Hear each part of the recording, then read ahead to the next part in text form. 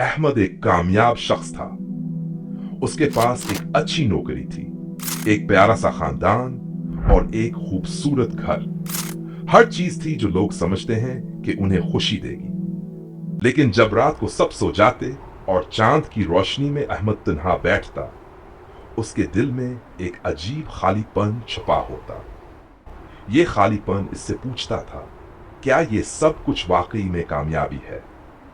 ये एक ऐसी सोच थी जो अहमद को अक्सर रातों में जगाए रखती थी। अहमद ने सालों तक अपनी जिंदगी में सिर्फ दुनियावी कामयाबी हासिल करने की कोशिश की। प्रमोशन मिलने पर वो खुश होता, लेकिन वो खुशी कुछ ही दिनों में धुंधला सी हो जाती। अपनी बड़ी गाड़ी में सफर करते वक्त भी इसे महसूस होता कि वो अंदर से खुश नहीं है। कभी कभी वो सोचता था कि शायद एक और नया घर खरीदने से या एक और बड़ी गाड़ी लेने से उसे सुकून मिल जाएगा, लेकिन ऐसा कभी नहीं हुआ। एक दिन अहमद ने मस्जिद में कुरान की एक आयत सुनी। ونفس وما سواها فألهمها فجورها وتقواها قد أفلح من زكاها وقد خاب من دساها۔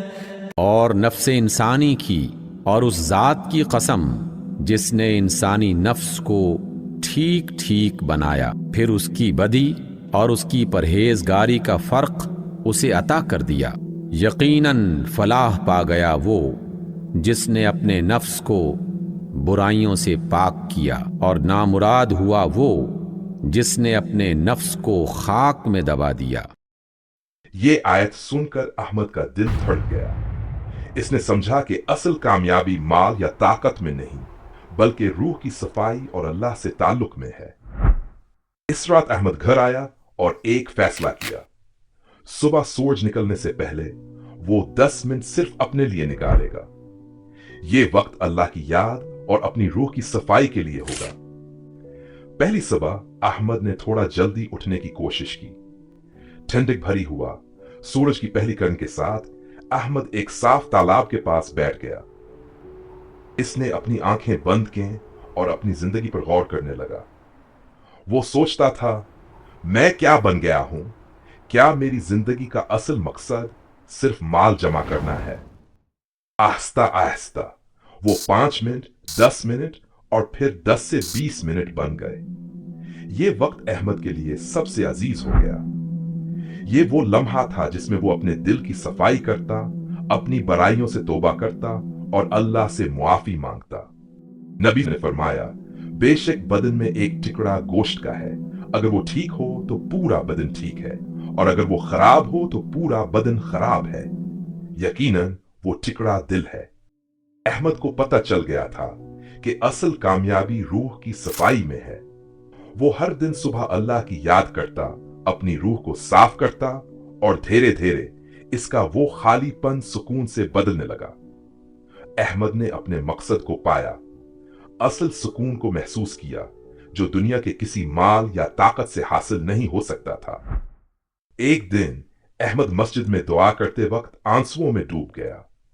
اس کے دل کو ایک نئی روشنی مل چکی تھی۔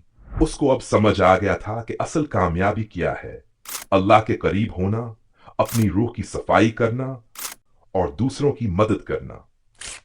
آج احمد کا چہرہ پرسکون تھا۔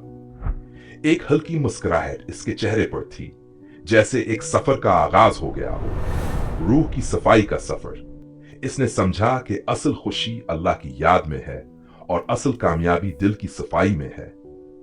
جب بھی احمد اپنے بچوں سے ملتا یا اپنی بیوی کے ساتھ وقت گزارتا، اس کے دل میں اللہ کا شکر ہوتا۔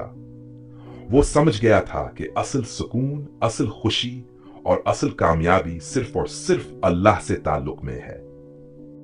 ہم سب کو زندگی میں اصل کامیابی تلاش کرنی چاہیے، وہ کامیابی جو صرف مال اور اسباب سے نہیں بلکہ اللہ کے قریب ہونے سے ملتی ہے۔ دل کی صفائی، روح کی خوشی اور اصل سکون صرف اللہ کی یاد میں ہے۔